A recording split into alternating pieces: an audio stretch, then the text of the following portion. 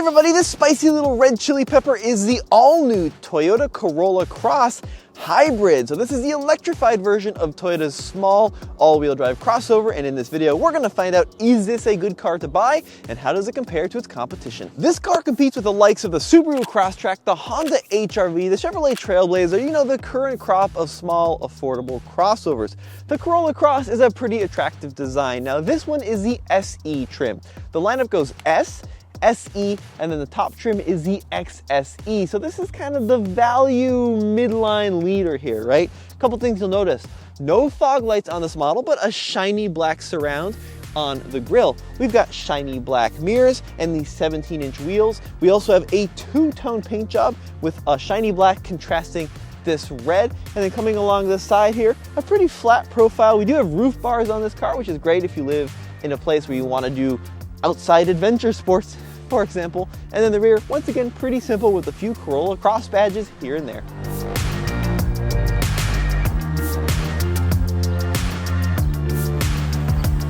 Driving in the new Toyota Corolla Cross, my initial impressions, it's a very simple car to drive. You get in, you push the button, you put it into drive, and off you go. And I think for most folks, that is exactly the performance they want out of a vehicle in this class. You know, a lot of folks buying this are not car enthusiasts. They don't care about 0 to 60 times or quartering. They just want a comfortable, safe vehicle to get them from point A to point B fuel efficiently. And that's where the Corolla Cross really shines, because this vehicle is rated, according to the EPA, at 42 mpg combined. So mid 40s in the city, 38 on the highway. Hybrids typically do a little bit better in the city, which is different than your typical gas car. 42 mpg combined, really impressive numbers out of a vehicle that has 8 inches of ground clearance and nearly 200 horsepower. And in terms of acceleration, we're cruising along here at 40 miles an hour on this little 2-lane highway. Let me floor it. A little bit of a delay, that engine picks up, and then we accelerate nicely up to 60. From 0 to 30, this car really zips along quite well, especially when you stick it in sport mode and plant that right skinny pedal. It rockets down the road a lot faster than you'd expect. The weight on this car, like 3,500 pounds, somewhere in that territory. So it's a pretty zippy little thing around town. Now, when you get into the highway speeds, the 70, the 80 miles an hour that you might experience on some interstates, yeah, I mean, it's not going to be a Tesla Model 3 performance in terms of acceleration, but it's pretty good. So here, for example, got this little blinking red light. Going to come to a complete stop here, make sure the traffic is clear, and then I'm just going to floor the accelerator. And you can see a shocking amount of acceleration out the front and not a lot of torque steer. That all-wheel drive kicks in. We get a push from the back as well, and it feels very solid, very controllable, but a lot more fun than the standard Corolla Cross with just the gas engine. The hybrid system makes this thing pretty cool to drive. All right, enough about that. Let's check out some of the cool little details on the exterior of the Corolla Cross. It's super easy to tell the hybrid from the regular model because all the badging on the hybrid is blacked out. Who said hybrids weren't cool? Toyota is desperate to remind you that you in fact bought the Corolla Cross. There are no fewer than 13 Corolla Cross badges on this particular car. Heck, from this angle right here, I can see actively 4 Corolla Cross badges. One on the C-pillar, one in the taillight, one on the rear gate, and even one on the rear bumper. What in the heck? The hybrid version of the Cross comes only in all-wheel drive, which is great if you live like in Colorado, but it's a funky all-wheel drive system because there's no drive shaft between the front and the back. Instead, the rear wheels get a separate motor rated at 30 kilowatts. Oh, and by the way, 8 inches of ground clearance for those camping adventures. There appears to be a huge number of grills on this car, but very few of them actually are functional. So the vast majority of this main intake here are blocked off for aerodynamics with just a small slit at the top and the bottom to allow airflow for the radiators. And then this secondary grille above the badge, well, that does nothing at all. So the ride quality in the Corolla Cross, pretty good. You know, never harsh, but a little firmer than you might expect out of a car in this class. I think they're definitely trying to make this thing feel a little bit sporty at least. The steering is dead. There's no feedback that really comes through, but you know, it's safe, it's predictable steering that will get you around turns, and same thing with the brakes. Just being a standard hybrid, when you let off the accelerator, it does regenerate electricity back into the battery, which is cool, but there's no like one pedal mode. You still have to push the friction brakes, and the brake pedal feels good. Nothing really to say about it. It stops the car. It's also pretty quiet in here, so from a noise, vibration, and harshness standpoint, it's pretty refined, pretty quiet, and pretty good on the highway. Let's check out some of those more, let's say, specific details of the interior. Pricing on this hybrid, well, it starts in base S trim at a tick under $28,000. The SE starts in the $29,000 territory.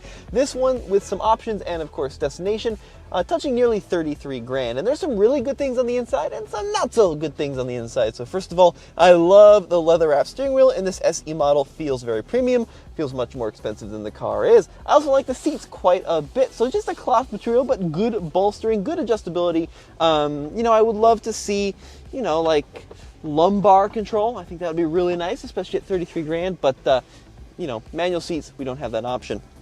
A couple other things which are good in here. So I think the room from a front seat standpoint is good. Even with the sunroof, I've got really good headroom, and I got plenty of, travel back in the seat. So even at 6 feet tall, I've got good space here.